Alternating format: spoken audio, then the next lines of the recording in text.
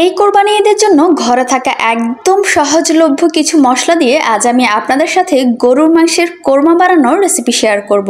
তাহলে এবার রান্না শুরু করা যাক। প্রথমে কড়াইয়ে আমি বেশ কিছুটা সয়াবিন তেল দিয়েছি এবং এর মধ্যে 1 কাপ পেঁয়াজ কুচি দিয়েছি পেঁয়াজটা বেরেস্তা করে নেওয়ার জন্য।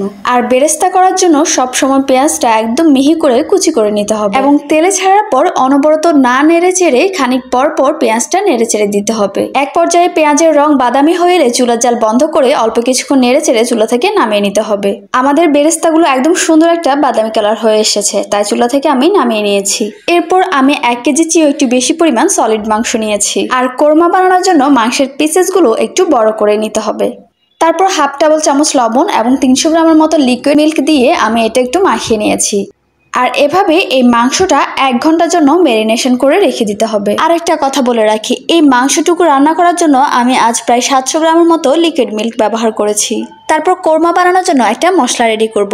6 থেকে 7টা পেঁয়াজ নিয়েছি এবং যে বেরেস্তা টুকুন বানিয়েছি সেটা 4 ভাগে 3 ভাগ দিয়ে দিয়েছি। সাথে দিয়েছি 6 থেকে 7টা কাঁচামরিচ এবং অল্প একটু পানি দিয়ে সবকিছু খুব ভালোভাবে ব্লেন্ড করে নিয়েছি। মাংসটা 1 ঘন্টা ম্যারিনেশন করে রাখার পর এখন চলে যাব রান্নার কাজে। কড়াইয়ে আরো কিছুটা তেল দিয়েছি। আপনারা চাইলে এই রান্নাটা ঘি দিয়েও করতে পারেন, তবে আমি খুব বেশি ফ্যাটি খাবার খেতে চাচ্ছি না, তাই এখানে ঘি ব্যবহার করিনি। তারপর এর মধ্যে কয়েকটা তেজপাতা, 2 টুকরো দারুচিনি এবং কয়েকটা এলাচ দিয়ে কিছুক্ষণ ভেজে এর মধ্যে যে ব্লেন্ড করে নেওয়া মশলাটুকু নিয়েছি সেটা দিয়ে দিয়েছি। সাথে আরো দিয়েছি 6 থেকে 7 টেবিল চামচের মতো আদা বাটা এবং 4 টেবিল চামচের মতো রসুন বাটা, পরিমাণ মতো লবণ, 1 টেবিল চামচ জিরা ধনিয়া গুঁড়ো এবং 1 টেবিল চামচ গরম মশলা।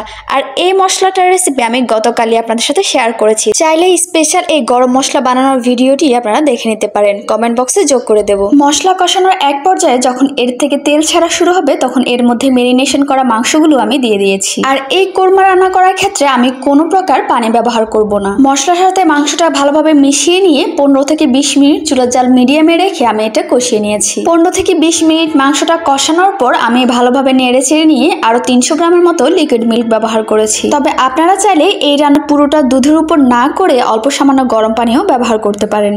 তবে কোরমা রান্নার A to Z দুধের উপর করলে খেতে খুবই ভালো লাগে। এখন এই পর্যায়ে মাংসটা ঢাকনা দিয়ে কভার করে খুব ভালোভাবে সেদ্ধ হয়ে আসা পর্যন্ত অপেক্ষা করব। আমাদের মাংসগুলো প্রায় সেদ্ধ হয়ে গেছে বলা যায়। এই পর্যায়ে অর্থাৎ নামানোর কিছুক্ষণ আগে এর মধ্যে আমি হাফ কাপ পরিমাণ লিকুইড মিল্ক ব্যবহার করেছি।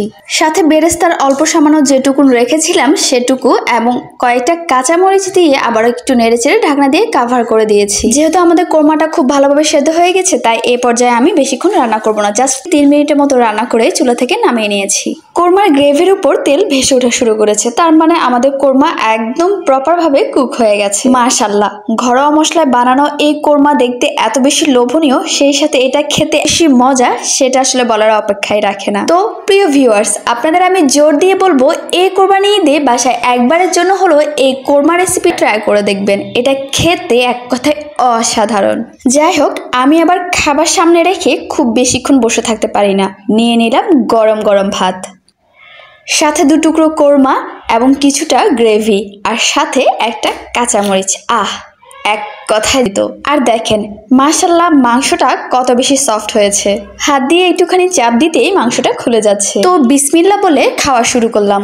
আর নতুন আরো অনেক ভিডিও পেতে আমার পেজের সাথে থাকুন। সবশেষ সবাইকে ঈদের অগ্রিম শুভেচ্ছা। ঈদ মোবারক। সবাই ভালো থাকুন, সুস্থ থাকুন এবং সবার ঈদ সুন্দর কাটুক।